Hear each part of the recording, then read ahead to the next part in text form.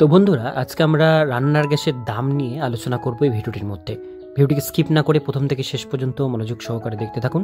চ্যানেলে প্রথমবার হলে সাবস্ক্রাইব করে পাশের বেল আইকনটিকে বাজিয়ে রাখুন এরকমই গুরুত্বপূর্ণ আপডেটগুলো সবার প্রথমে দেখবার জন্য। তো চলুন ভিডিওটিকে শুরু করা যাক। নতুন অর্থবছর শুরু হতে না হতেই মধ্যবিত্ত এবং নিম্নবিত্ত পরিবারের কাঁধে বাড়তি চাপ পড়ল। রান্নার গ্যাসের দাম এক ধাক্কায় 50 টাকা বাড়িয়ে দিল কেন্দ্রীয় সরকার। হ্যাঁ, ঠিকই শুনেছেন, এর প্রভাব পড়বে উজালা যোজনার উপভোক্তাদের উপরেও। ফলে আর্থিক চাপ অনেকটাই বাড়তে চলেছে সাধারণ মানুষের উপর। কত টাকা বাড়ল দাম?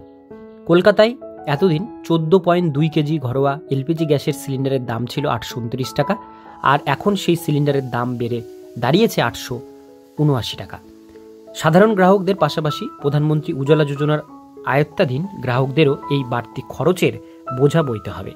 এতদিন এই প্রকল্পের উপভোক্তাদের সিলিন্ডার প্রতি খরচ হতো 500 টাকা, আর এখন তাদের গুনতে হবে 550 টাকা। কেন্দ্রীয় পেট্রোলিয়াম মন্ত্রী হরদীপ সিং পুরী সম্প্রতি জানিয়েছেন, এলপিজি ও অন্যান্য জ্বালানির দাম প্রতি 2 থেকে 3 সপ্তাহ অন্তর পরিবর্তন করা হয়, আর সেই নিয়ম মেনেই এই দাম বৃদ্ধি। শুধু এলপিজি নয়, বাড়ল পেট্রোল ডিজেলের শুল্ক। এলপিজির পাশাপাশি আরও এক ধাক্কায় পোহাতে হবে সাধারণ মানুষকে। এবার কেন্দ্র সরকার পেট্রোল ও ডিজেলের ওপর শুল্ক বাড়িয়ে দিয়েছে লিটার প্রতি 2 টাকা করে। 1 লিটার পেট্রোলের উপর এখন শুল্ক দাঁড়িয়েছে 13 টাকা এবং ডিজেলের উপর শুল্ক দাঁড়িয়েছে 10 টাকা। পেট্রোলিয়াম মন্ত্রী দাবি, এই সিদ্ধান্ত সাধারণ মানুষকে বিপদে ফেলার জন্য নয়, বরং রাষ্ট্রায়ত্ত তেল বিপণন সংস্থাগুলির লোকসানকে কিছুটা পুষিয়ে দেওয়ার জন্যই নেওয়া। তবে এই শুল্ক বৃদ্ধি প্রভাব পেট্রোলের দামের উপর কোনো পরিবর্তন আনবে কিনা সেটা এখন সময় বলে দেবে। 1 লিটার পেট্রোলের উপর এখন শুল্ক 13 টাকা আর ডিজেলের উপর শুল্ক দাঁড়িয়েছে 10 টাকা। পেট্রোলিয়াম মন্ত্রীর দাবি, এই সিদ্ধান্ত সাধারণ মানুষকে বিভ্রান্ত করবে।